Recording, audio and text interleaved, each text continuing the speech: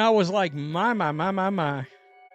What links we will go to as companies out there to continue to deliver the message. That's right. Continue to deliver the agenda. And nobody fits that agenda better than Paige Bueckers. My goodness. She checks all kinds of boxes, including the Yukon Mafia box.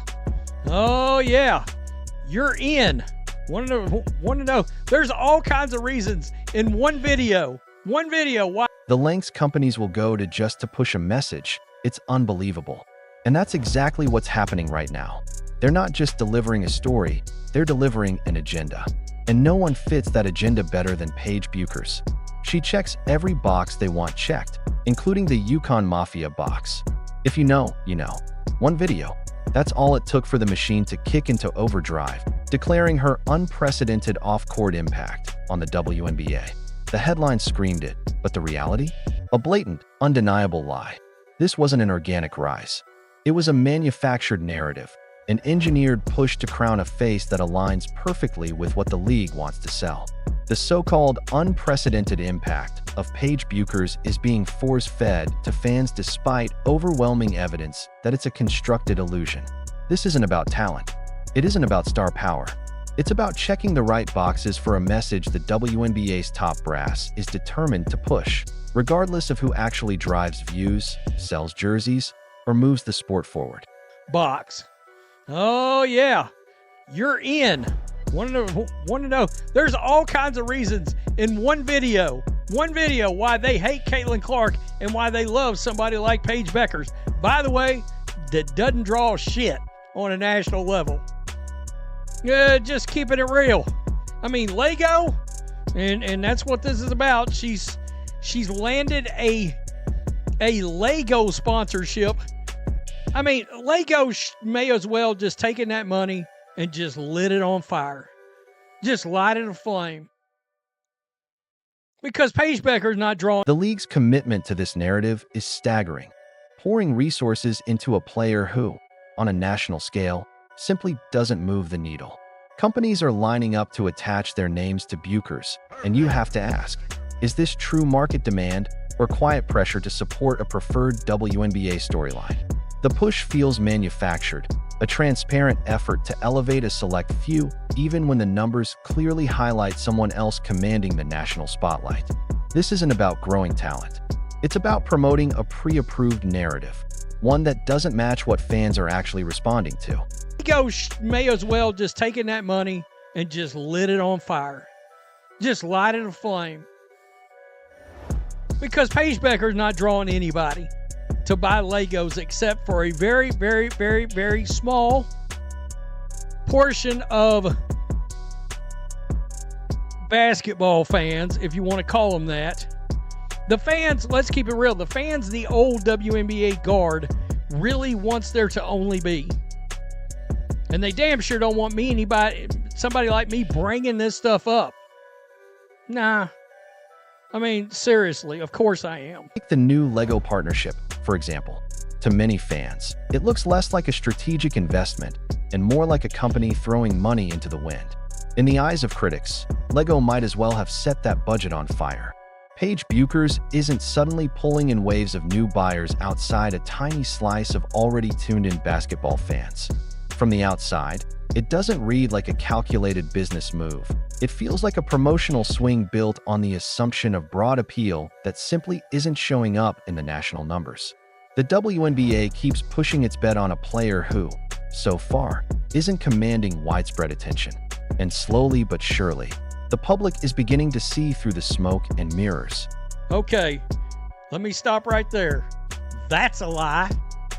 Unprecedented to who? You've seen how many sponsorships Caitlin Clark's got? Did you see that Nike ad?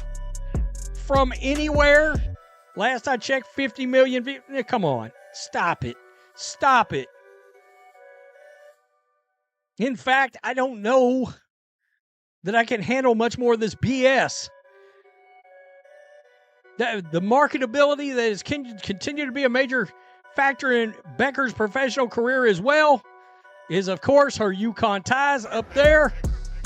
The idea that Bueckers is making unprecedented off-court moves becomes almost laughable when you stack that narrative against the sheer cultural wave surrounding Caitlin Clark. Clark is landing major national campaigns, high-profile endorsements, and brand partnerships that dominate the conversation. So how can anyone seriously argue that Bueckers is setting some unmatched standard when Clark's impact is breaking through every ceiling the league has ever seen? It's a disingenuous comparison, one that seems designed to inflate one player's marketability while quietly minimizing the rise of a truly organic superstar. Let's look at this, folks. Dallas Wing attendance, 7,273. Caitlin Clark is drawing 20,000 people. Paige Bueckers, her games did not get moved to American Airlines Arena where the Mavs play. Guess whose games did? If you said Caitlin Clark, you got that shit right. Don't let these people blow smoke up your asses, folks. Look at this. A key game against the Fever featuring Bueckers. The WNBA's old guard seems locked into a preferred image, an agenda they're determined to push, whether fans buy into it or not. And anyone who questions that direction, anyone who points out uncomfortable realities, gets brushed aside. They want a certain kind of star, one who fits neatly into the narrative they've already chosen, even if that means overlooking what the broader audience actually responds to. This doesn't feel like organic growth. It feels like an attempt to handpick the faces of the league, regardless of who truly resonates, draws crowds, or connects with fans on a nationwide level. Paige Bueckers. Guess what? She checks the LGBTQ elemental P box. LGBTQ. Oh, who cares? You know what? The Alphabet Mafia box. Along with the Connecticut, the University of Connecticut box. That is her former teammate. Perfect. I think her name's Azzy Fudd. Oh, she's interracial on top of it. Oh, the WikiLeaks' favoritism appears to run deep, especially when it comes to long-standing UConn influence. It's a powerful network, one that always seems to keep certain players in the spotlight, regardless of their broader national pull. And Bueckers, with her strong UConn background, fits neatly into that ecosystem. Partnerships like CarMax and Fanatics don't always feel tied to widespread demand. Instead, they often look like products of a system that consistently lifts its own. Meanwhile, truly transformative talents, players with undeniable national momentum, end up fighting a steeper climb for the recognition they've already earned in the eyes of fans. they're trying to blow that smoke up your ass. Don't be fooled. Don't be fooled. Look, she's got unrivaled to her whole self. No Asia, no Sabrina, no Sophie, no Angel, and most notably, no Caitlin Clark. No Naficia Collier now. Unrivaled is Paige Bueckers. Nobody gives a shit about that league. Nobody's talking about it. They start playing in 2 days. Nobody cares. Contrast in fan engagement is impossible to miss. One recent Dallas Wings game featuring Bueckers pulled in around 7,273 fans. Meanwhile, Caitlin Clark continues drawing massive crowds, often pushing 20,000 and prompting teams to relocate games to larger venues like the American Airlines Center, home of the Mavericks. Bueckers' games simply aren't getting that level of demand. Clark's are. This isn't a gap, it's a canyon, one that highlights the real differences in viewership and interest. Yet the league's preferred narratives often try to smooth over those disparities instead of acknowledging what fans are clearly responding to. Unrivaled is Paige Bueckers. Nobody gives a shit about that league. Nobody's talking about it. They start playing in 2 days. Nobody cares. Well, wait a minute now. How many people do you think would have that circled if Caitlin Clark was playing in that league Monday?